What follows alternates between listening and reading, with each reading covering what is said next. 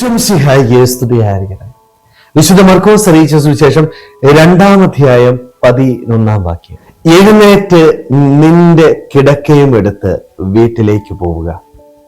തളർവാദ രോഗിയെ സുഖപ്പെടുത്തുന്ന ഈശോയെ നമ്മൾ കാണുകയല്ലേ. സുഖപ്പെടുത്തുമ്പോൾ ആ തളർവാദ രോഗിയോട് പറയുന്നതാണ് ഇന്നത്തെ വചനഭാഗം എന്ന് പറയുന്നത്. എഴുന്നേറ്റ് നിന്റെ കിടക്കയും എടുത്ത് വീട്ടിലേക്ക് പോവുക. ഈശോ എന്തിനാണ് ഈ തളർവാദ രോഗിയെ സുഖപ്പെടുത്തിയത്? എടുത്തുകൊണ്ടുവന്ന 4 പേരുടെ വിശ്വാസം കാണുന്നുണ്ടല്ലേ. തിക്കിത്തിരക്കുന്ന ജനക്കൂട്ടം ചുറ്റും നേരെ കൊണ്ടുവരാനായിട്ട് സാധിക്കാതെ വീടിന്റെ മേൽക്കൂര പൊളിച്ച് താഴേക്ക് ഈ തളർവാദ രോഗിയെ കട്ടിലോടുകൂടി ഇറക്കുന്ന 4 പേര്.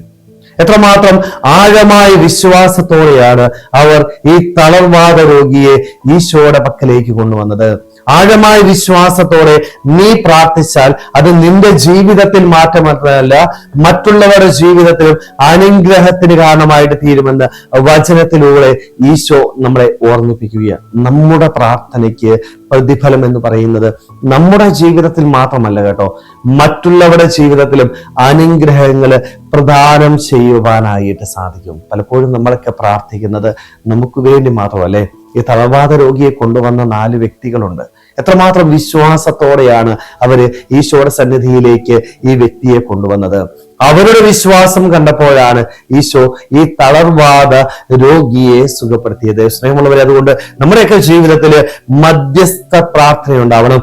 മറ്റുള്ളവർക്ക് വേണ്ടി കൂടി പ്രാർത്ഥിക്കുവാനായിട്ട് സാധിക്കണം. വിശ്വാസത്തോടെ നീ പ്രാർത്ഥിച്ചാല് അത് നിന്റെ കുടുംബത്തിന് വേണ്ടി ആയിക്കൊള്ളട്ടെ, നിന്റെ ഭാര്യയ്ക്ക് വേണ്ടി ആയിക്കൊള്ളട്ടെ, നിന്റെ ഭർത്താവിന് വേണ്ടി ആയിക്കൊള്ളട്ടെ, നിന്റെ മക്കൾക്ക് വേണ്ടി ആയിക്കൊള്ളട്ടെ, നിന്റെ മാതാപിതാക്കൾക്ക് വേണ്ടി ആയിക്കൊള്ളട്ടെ, നിന്റെ സഹോദരങ്ങൾക്ക് വേണ്ടി ആയിക്കൊള്ളട്ടെ, ആർക്കു വേണ്ടിയും നീ വിശ്വാസത്തോടെ പ്രാർത്ഥിച്ചാല് ആ പ്രാർത്ഥന ദൈവത്തിന്റെ മുൻപിൽ സ്വീകരിക്കപ്പെടും. വിശ്വാസത്തോടെയുള്ള പ്രാർത്ഥനയ്ക്ക് ദൈവം പ്രതിഫലം നൽകും. അതിന്റെ പരിണിത ഫലമായിട്ടാണ് ഈശോ ഈ തളർവാദ രോഗിയെ പാപത്തിൽ നിന്ന് മോചനം നൽകി രോഗസൗഖ്യം നൽകുന്നത്. സ്നേഹമുള്ളവരെ, നമ്മുടെ ജീവിതത്തിലും വിശ്വാസത്തോടെ ദൈവസന്നിധിയിലേക്ക് വരാം. പാപത്തിൽ നിന്ന് അകന്ന് ജീവിക്കാം.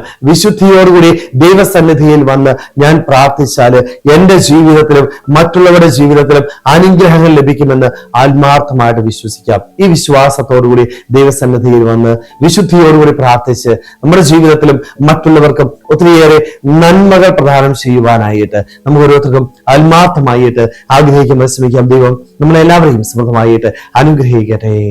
ആമേൻ.